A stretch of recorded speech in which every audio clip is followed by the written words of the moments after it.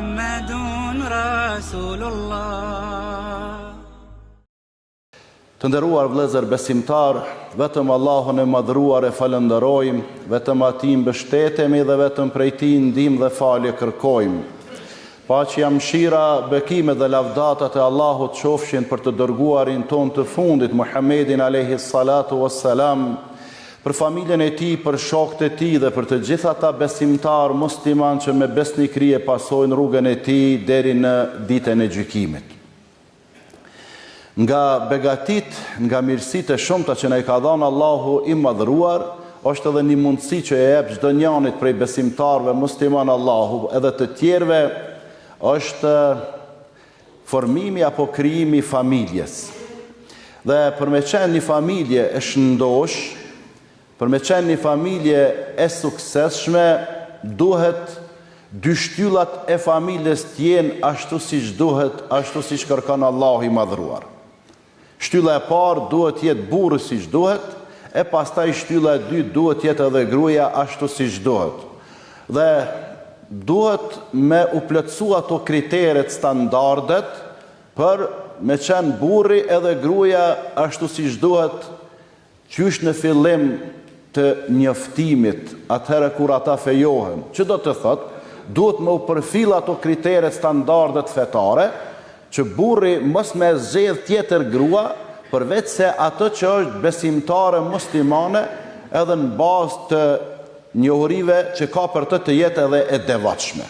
Këtë kriter, apo këtë standard do të me pas edhe gruaja për burrin, që burri pikë se pari të jetë besimtar musliman i devotshëm. Pastaj çka të ka prej të tjerave të mirave, ato janë të mirë se ardhura. Mirë po, nuk ka ndonjë mirësi, nuk ka ndonjë begati më të madhe në përzgjedhjen e një gruaje se sa ajo ta ketë fenë e saj. Po ashtu edhe në përzgjedhjen e një burrit nuk ka ndonjë begati, ndonjë mirësi më të madhe tek burri se sa ai ta ketë fenë e Allahut, se sa ai të jetë i devotshëm. Dhe nëse këto përfillen, atëherë veç shtyllat kanë filluar çka me u formsue, edhe me u forcue, edhe familja e merr një bazë të shëndosh. Po pastaj, për me funksionu mirë, edhe me vazhdue mirë qifti bashkëshortor, atëherë se cili du të me lujt atë rolin që i takon në familje. Dhe kemi folë disa herë për rolin e burrit në familje, ndërsa sot në pika të shkurtra, do të flasim për rolin e gruas në familje. Do të flasim për një grua të devotshme, për një grua e cila është e suksesshme, e nëse ajo e lunë rolin siç duhet në familjen e burrit të saj, atëherë çka edhe familja e saj, burri e pastaj edhe fëmijët, vajza apo djem qofshin, kanë me qenë të suksesshëm. Sepse jo rastisht kanë thonë, pas çdo burri të suksesshëm, pas çdo burri të mirë, qëndron një grua e mirë, një grua e suksesshme. Kështu që roli i gruas është shumë i madh, dhe na nuk kemi krejt mundësi me përmend tash çfarë roli edhe çfarë ndikimi ka ajo, por ajo që duhet ta kenë parasysh gratë, motrat besimtare muslimane është roli i saj që e ka caktuar Islami dhe ka përzgjedh kush? E ka përzgjedh pejgamberi alayhi salatu wassalam. E para që duhet ta kemë parasysh, roli i gruas është që ta manifestoj devotshmërinë në raport me Zotin, e pastaj në raport edhe me burrin e saj. Çfarë në kupton kjo? Kjo në kupton që ajo me këtë devotshmëri, që shumë lehtë është me arrit këtë shkallë të devotshmërisë, ajo i siguron vetit një mirëqenie në jetën e kësaj bote, i siguron vetit edhe xhenetin. Pra gruaja e ka këgja lehtë e ka me fitu xhenetin, burri e ka pak më vështirë. Duhet pak çka? Duhet punë pak më shumë me bë se sa gruaja. Për ata pejgamberi alayhi salatu wassalam ka thonë, ajo grua e cila i fal 5 kohët e namazit, e agjeron muajin e Ramazanit, e ruan nderin e saj, moralin e saj, i bindet burrit të saj, i bindet burrit të saj në gjithçka çka është e lejuar, përveç gjënoa nuk i bindet. Çfarë ndodh me te? I thojnë me lajket, engjëjt, në ditën e gjykimit, udkhulil janna, hyn në xhenet. Hyn në xhenet. Prej kujt? Prej cilës derë të duash të xhenetit.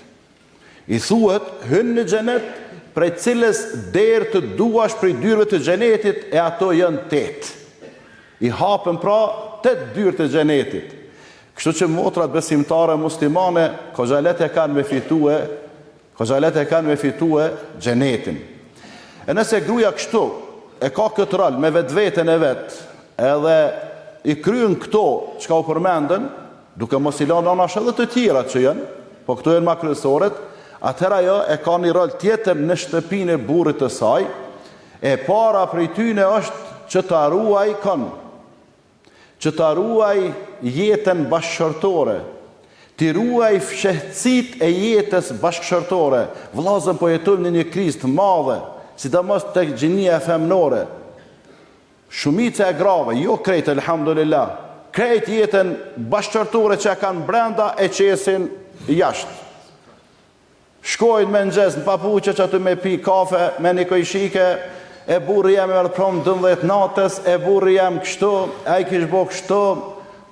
Për fat keq disa burra edhe pin, e shkon i kallxan erdhi pi tapi shkon krejt, e u shtri kështu me tesha flejti që aty në kuzhinë. Po çka ka nevojë të këshijat e burrit të miqit jashtë. As të këshijat as të mirat mos i qet. As të mirat e burrit nuk bën me i qit gruaja para gruas tjetër. Pse? Se ajo tjetra mundet me lakmu me thonë, o çfarë burri pas ka për mashallah, tek kisha pas edhe në çato burr. Po nuk bën mi kallzu këtë mirat, se mundet dikush tjetër me lakmu burrin tën, dikush tjetër mundet me xhelozu burrin tën, dikush tjetër mundet me ta msyshu burrin tën. Andaj çka pra, du të ketë një rol konstruktiv, me rujt kanë fshehtësinë e jetës bashkëshortore. E disa të tjera runa zot, kjo është edhe me dhimbshme. Runa zot edhe çështjet intime i diskuton kur del atje në mëngjes në punë me kolegët e veta kur e kanë atë pushimin e mesditës, ku dinë kur e kanë atë kohën e lirë, e tanaj tregon çka ka bu me burrin e vet. Këtë nuk e bën një njeri i mençur. Këtë nuk e bën një njeri besimtar i shëndosh mentalisht me zbulu jetën intime. Amon kohën e sotit ka dhe shumë prej burrave, ka dhe shumë prej grave. Unë s'po thon burra, ma shumë kisha me thon disa dvogël, disa burreca. Kishe po kallzoj diçka u lava, so lava, sa herë lava. Pa më falni shprehje këto janë mohabete fëmish, adoleshentësh.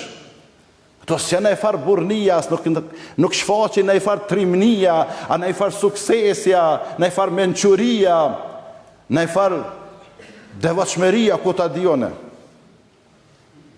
Kështu që e para, gruaja e mirë, që ka rolin e madh në familje, është ajo që i ruan sekretet e jetës bashkëshortore. E dyta, gruaja e mirë është ajo e cila ka një rol shumë të rëndësishëm në menaxhimin e jetës materiale, sepse burri punon zakonisht jashtë, edhe burri ka për obligim ja sigurue gruas ushqimin e pijet e veshmbathjen e kulmin mbi kokë, edhe çfarë i duhet, burri ka për obligim e siguru për gruan edhe për fëmijët. Mirë po edhe gruaja ka për obligim me qenë menaxhere e mirë, ato që sjell burri me menaxhu mirë, edhe jo me tepru me bën masraf. As në ushqim, as në pije, as në veshmbathje, se Allahu Teala ka vendos rregulla edhe në ushqim, edhe në pije, edhe në veshmbathje, edhe në gjanat e tjera. Dhe ka thonë kulu washrabu, wala tusrifu, innahu la yuhibbul musrifin. Hani, pini, mos e teprani, sepse Allahu nuk i dën masrafgjinjit. Allahu nuk i dën ata që e teprojnë, kush do qofshin ata. Dhe gruaja që ka një rol të madh në familje është ajo që e ruan me korektësi pasurin e burrit të saj. Edhe është çka, është ekonomiste në menaxhimin e buxhetit familjes mbrana shtëpisë, Se nuk e dim burrit ashti sa patate, sa domate, sa lakre, sa trangoje, sa speca me i ble. Ato i din gruaja ma mirë. Apo edhe rrobat e fëmijëve e din edhe ma mirë, edhe rrobat e saj. Po çka ajo e menaxhon mirë, nuk e tepron, as nuk e shton nga dorën krejt, me bo grush, as nuk e lëshon krejt, po e marrni mesatare. Edhe çka është korrekte në atë menaxhimin e pasurisë së burrit, edhe harxhon konform nevojave mesatare që i ka një familje. E nëse burri përballet me krizë, atëherë ajo duhet t'i përmbush veç nevojat elementare. Dhe është mirënjohëse, është falendëruese ndaj burrit, e nuk është ankuese. Nuk ankohet. Po çka e falenderon, edhe është mirënjohëse ndaj burrit të saj me ato që ja ka dhënë Zoti. Se jo të gjithë burrat i kanë kushtet për me quë shumë në familje. Pastaj, ajo gruaja që ka rol të mirë, ndikim të mirë, e mbështet burrin e saj, edhe me punue, një punë që i përshtatet natyres së femrës. Është e dhimbshme sot, kur i shenë për shumë shtete të botës, mas mesit natës, gratë duke i zbraz kantat e bërlogut, kantanjerë të bërlogut, duke punu në kompanit e pastrimit. Aty burrat dhëtë me punue. Punë fizike, punë të rana, burrat dhëtë, nuk është në natyrën e grave me punua si punësh. Po duhet me punua gratë nëse dojnë me punua, punë që i përshtatë natyres, që i përshtatë në gjenisë femnore. Edhe çka, ajo nëse punon, janë gjetë dorën burrit edhe familjes, edhe ka një rol shumë të mirë këtu. Po nëse s'punon, të paktën çka? Të paktën është e kujdesshme, edhe i thot burrit, o burri dashur, ti po shkon në punë, po punon, po çka që po përballemi me kriza, po çka që s'po mundesh me siguru më shumë, të lutem. Këto që po në sjell, edhe pse është e pak që to sillna që është halal, e mos bënaj dollaver, mos bënaj mashtrim atje në punë, anaj vjedhje, e me na pru neve me na ushqy me haram. Sepse vllazën disa gra të parëve tonë, gjeneratave të hershme, ju thëshin burrave në mëngjes kur shkojshin punë. Thëshin na mundemi me durue. Ne mundemi me durue krizën, varfnin, po s'mundemi me durue zjarrin e xhehenemit. Andaj kujdes çush po na ushqen. Kujdes çush po na ushqen. E kohën e sotit, burri e ka rrogën 600 euro, gruaja e lyp telefonin 7-18. Do të më porosi që tash se po vike një model i ri. Se s'bën me nejt me atë të vjetrin. Ka me marë. Ja lyp makinën, ja lyp pushimet verore, tash ja ka nisë edhe pushimet dimnore, me shku dikun s'kem, se këtu borë s'po ka. Nuk e ka problem, nuk është problem për të ka i merë burri, me rëndësi është a i me pru. Amo a vjedhë, a i ka me kamat për i banke, a i ka me i fajt, a i helmon familjen, aja se ka problem heq. E gruaja do të ketë një rol tjetër, një rol qka mbështetës ndaj burrit me i thonë jo, veç ato që po i merë, që ato me halal, edhe që ato po i menaxhojmi, aq sa mundemi. Pastaj tjetër e rol gruaja e mirë, e devotshme e ka që të ruan nderin e saj. Të ruan nderin e saj. Jo vllazën me komuniku në rrjetet sociale, gruaja e martume me burrin e martum, apo me burrin e pamartum. E me zgjat muhabete, e me i quë lule njëri tjetrit. E tani mas luleve ka dale vjen zemrat e vin tjerat, pse se burri 8 orë, 9 orë, 10 orë nuk është në shtëpi, disa burra fatkeqësisht ka 15 orë, 16 orë mungojnë në shtëpi. Për ata, kur gjithsesi mbështetja materiale që është për familjen e rëndësishme, që është e rëndësishme me qenë prezenca e burrit në shtëpi sa më gjatë. Se plot 33-a, plot shkollum sot kur flasin, tregojnë se kur janë rrit ata në atë fazën, kur janë konë të formuesi personalitete, thët na ka mungu baba kur, thët as erën se ja kemi një shtëpi. Ka arë natën, ka dal natën. Tjetri thët na ka mungu edhe baba edhe nana. Mëngjes heret na kanë zuën, na kanë çuën kopsht apo në qerdhe, tana në shkollë, mbrëmje na kanë marrë, na kanë fut mrena, ne kanë shu televizorin, telefonat kanë dalë me ushëtit.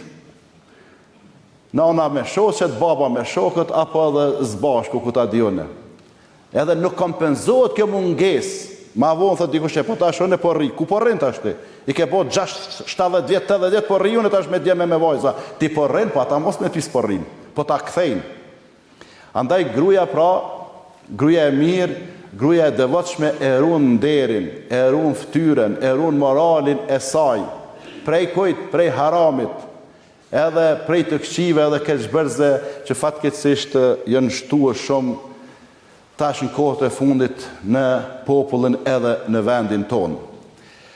Andaj lutë Allahun te bareke ve taala që të na jep të mira të jetës së kësaj bote.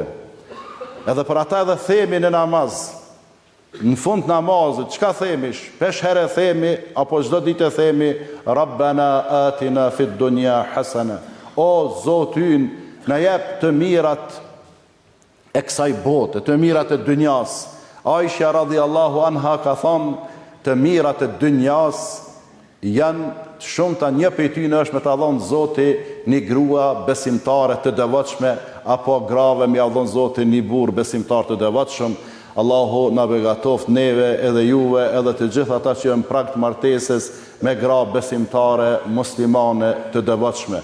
Allahu na ruajt neve, Allahu na i ruajt familjet tona, Allahu i ruajt popullin tona, Allahu i ruajt muslimanët kudo që janë në përgjithësi e këtu në vendin tonë në veçanti.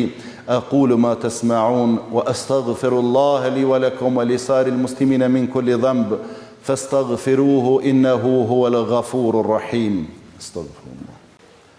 الحمد لله رب العالمين والصلاة والسلام على المبعوث رحمة للعالمين نبينا محمد وعلى آله وصحبه وسلم.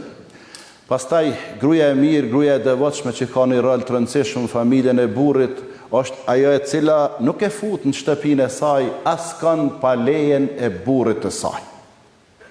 Sepse vllazën, apo shifni, është përhap shumë përgojimi, thashë themet.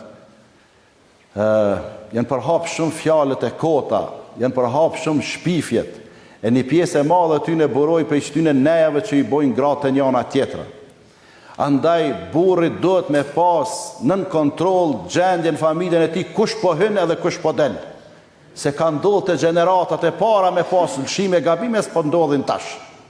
Për ata është ai rasti i njohur i Ibn Mesudit radhiyallahu anhu, shok i ngushtë i pejgamberit alayhis salatu wassalam, prej atynës shokëve të vjetër, që ka qenë i veçantë me devotshmërinë e tina, edhe ka pas një jetë të thjeshtë, edhe gruaja vet kurrë nuk është ankuar.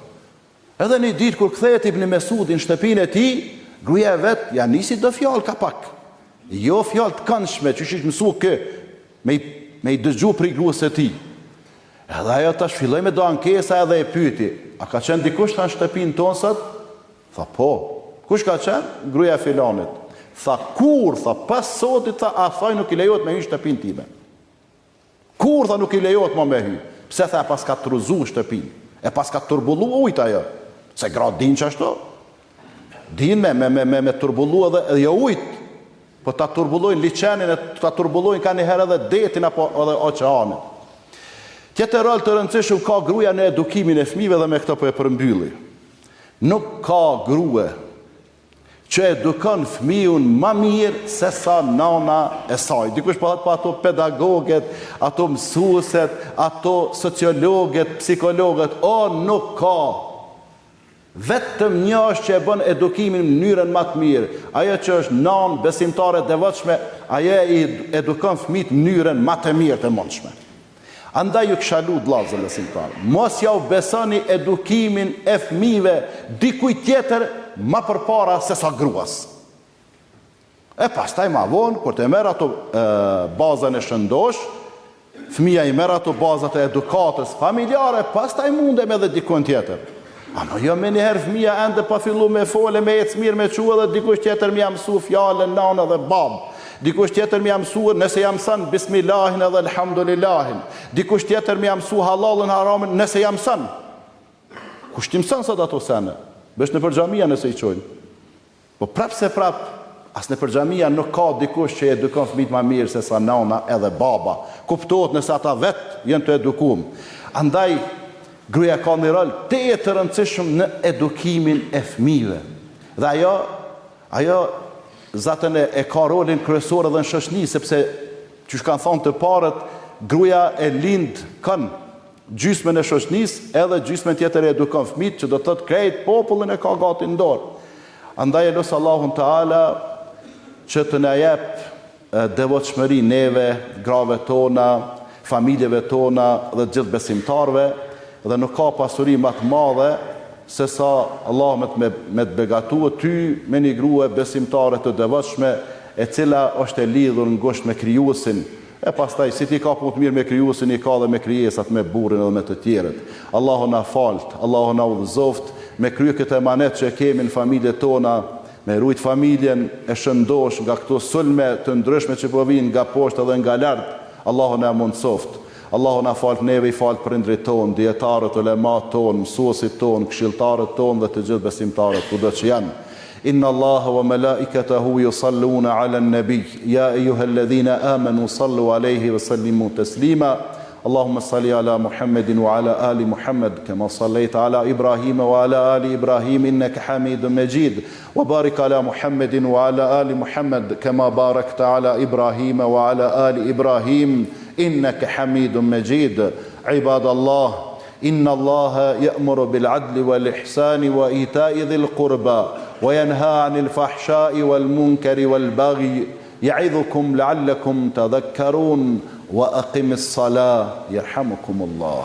لا